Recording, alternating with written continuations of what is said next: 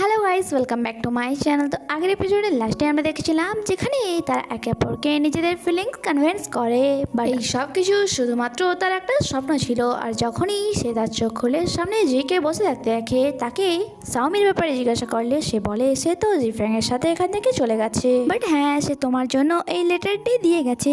আর season যখন ওই লেটারটি পড়ে, জাউমি তাতে লিখেছিল, সরি আমি সবসময় এখানে এসেছিলাম শুধুমাত্র জিফ্রাংয়ের জন্য, আর শুধুমাত্র তারই জন্য আমি এখানে এতদিন ছিলাম। আমাদের মধ্যে এই সম্পর্ক কখনোই হওয়ার নয়, তাই আমি যদি তোমার মনে কিছু দুঃখ দিয়ে থাকি আমাকে মাফ করে দিও। আর অন্যদিকে জাউমিকেও আমরা দেখি তার চোখে ফানি ছিল।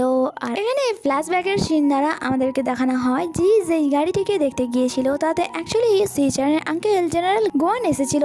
সে সিচানের থেকে জাউমিকে দূরে থাকতে বাধ্য করে, এটা বলে যে এটা সত্য যে ওই প্ল্যানটি মিস্টার আর্ন বানিয়েছিল, বাট এই ব্যাপারে সুশ্যাডো সমস্ত কিছুই জানতো। তুমি ভালো করে জানো সিচান তার ভাইয়ের ব্যাপারে কত পজিটিভ, তাই সে তোমার সাথে কখনো হ্যাপিতেও থাকতে পারবেই না, বরং অনেক বেশি কষ্ট পাবে। তার এমন কথার কারণে জাউমিকে নিজের ডিসিশন বদলাতেই হয়, যখন কি সে এখনো ভেবে যাচ্ছিল যে সে যা করেছে সিচানের ভালোর জন্যই করেছে। অন্যদিকে সিচান তো দেবদাস হয়ে গিয়েছিল, সে ড্রিঙ্কের ওপর ড্রিঙ্ক করে যাচ্ছিল, আর যার কারণে তার অবস্থা অনেক খারাপ হয়ে গিয়েছিল। তার এখনো বিশ্বাস হচ্ছিল না জাউমি তাকে এত সহজে ছেড়ে চলে গেল। অন্যদিকে আমরা জিফ্রাংকে দেখি, তার কাছে পোবা এসে তাকে ব্ল্যাকমেল করছিল যে আমার বোঝা আই লাগবে, আর যদি তুমি আমাকে তা না দাও তাহলে আমি জায়াকে এই রেকর্ডিংটি শুনিয়ে দেব যে আসলে তুমিও আমার সাথে মিলেছিলে। আর এই ব্যাপারে ভাবতে আমি তোমাকে জাস্ট একদিনের টাইম দিচ্ছি, এটা বলে সে তো সেখান থেকে চলে যায়। বাট জিফ্রাংয়ের তার উপর অনেক বেশি রাগ হচ্ছিল। নেক্সট ডে জিফ্রাং জাউমিকে ফ্লাইটের টিকিট দেয় ফিরে যাওয়ার জন্য, অ্যান্ড বলে আমরা ফিরে গিয়ে আবার একটি নতুন লাইফ শুরু করব। তার যাওয়ার পর সেখানে জায়া আসে, যে টিকিট দেখে তাকে আবারও বোঝানোর চেষ্টা করে যে তোমার এত তাড়াতাড়ি গিভ আপ করে দেওয়া উচিত হবে না, বাট এবারে জাউমি তার কোনো কথাই শোনে না। অন্যদিকে সিচেন তার সমস্ত রাগ বক্সিং করে বের করছিল, তখনই তার কাছে যেই এসে বলে আপনার আঙ্কেল আপনার সাথে দেখা করতে এসেছে।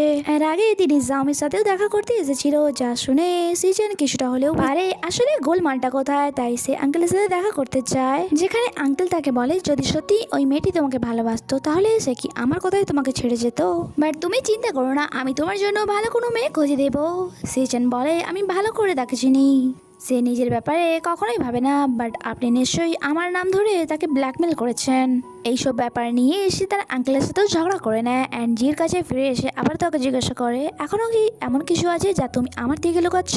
জি বলে হ্যাঁ, আর একটা কথা, আঙ্কেল গোয়ানের সাথে দেখা করার আগে সে আমাকে বলেছিল সে তোমায় কিছু সারপ্রাইজ দিতে চায়, বাট সে তা দিতে পারেনি। যা শুনে সিচারের অনেক বেশি রাগ হয়, অ্যান্ড সে বলে যে কোনোভাবে আমার সাথে দেখা করানোর জন্য তাকে জঙ্গলে নিয়ে আসো। অন্যদিকে জায়াও সাওমিকে রাজি করিয়ে নিয়েছিল যে তুমি যদি তার সাথে দেখা না করে এখান থেকে ফিরে যাও তাহলে তুমি সারা জীবন এটা ভেবে রিগ্রেট ফিল করবে, আর যদি তুমি এমনটা না চাও তাহলে শেষবারের মতো তার সাথে দেখা করে নাও। আর এটার জন্য জামিও রাজি হয়ে গিয়েছিল। অন্যদিকে জিফ্যাং পোবার জন্য গাড়িতে বম ফিক্স করে দিয়েছিল, অ্যান্ড তাকে কল করে বলে আমি তোমার জন্য আইও বুঝা রেখে দিয়েছি, তুমি এসে এটা নিয়ে যাও, এরপর কখনোই তুমি আমার সামনে এসো না। নেক্সট সিনে আমরা দেখি জি তাদেরকে রিসিভ করতে আসে, বাট তখনই তার কার খারাপ হয়ে যায়। যা তাকে কথা শুনিয়ে বলে এদিকে তো তোমার কার কখনোই ঠিক থাকে না, বাট এট দি এন্ড তারা সেই কারে হয়েই যায় যেটাতে জিফ্যাং পোবার জন্য বম ফিক্স করে রেখেছিল, অ্যান্ড তারা যেতে যেতে অনেক বেশি মজা করছিল এখানে। অন্যদিকে সিচান তার আশারই অপেক্ষায় ছিল, অ্যান্ড সে এখানে প্র্যাকটিস করছিল যে সে তাকে কিভাবে প্রপোজ করবে। জাউমি কিছুটা হলেও বুঝতে পেরেছিল যে সিচান আজ তাকে প্রপোজ করবে, অ্যান্ড যখন সে কার থেকে নামে জায়া তার কাছে এসে তাকে বলে দেখো জাউমি, আজ শুধুমাত্র তুমি তোমার মনের কথা শুনবে, অন্য কারোর কথা না শুনে। এটা বলে সে কারের দিকে চলে যায়। তখনই জের কাছে সিচানের কল আসে, যে তাকে বলে তোমরা কোথায়, এখনো এলে না কেন।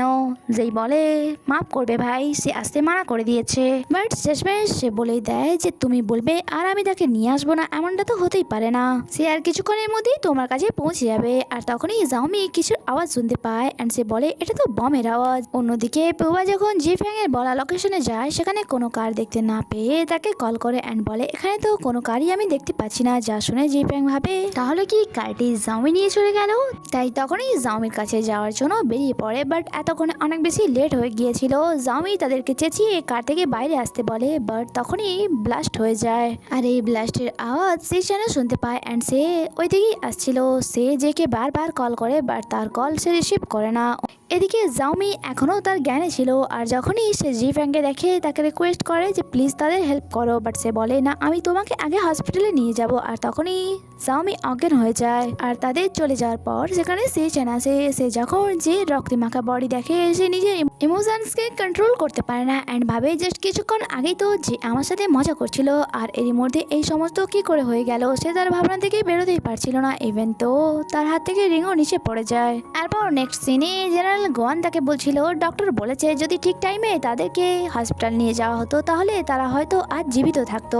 ওই কারটি জি ফ্যাঙে ছিল, সে জেনে বুঝে কারে বম ফিক্স করেছিল অ্যান্ড এই মোবাইলটি যা জাওমির, তার মানে এটাও প্রমাণ হয় যে ওই সময় ওখানে জাওমিও ছিল।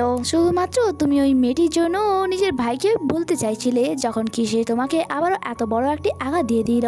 এখানে সেচেন বলে আজকের পর থেকে তার জন্য আমার মনে আর কোনো জায়গা নেই, শুধুমাত্র ঘৃণা ছাড়া। আর সে এই পৃথিবী যে কোনাতেই থাকুক না কেন আমি তাকে খুঁজে বের করব, কারণ সে যা করেছে তার ফল তো তাকে পেতেই হবে। তাহলে কি সেচেনের ভালোবাসা সত্যি জাওমির জন্য ঘৃণাতে পরিণত হবে? সে কি জাওমিকে ভুল বুঝবে? তা তো আমরা ড্রামার আগে গেলেই জানতে পারবো। আপাতত এখানে এই এপিসোডই শেষ হয়, আগে কি হয় তা জানতে স্টে কানেক্টেড। Bye bye.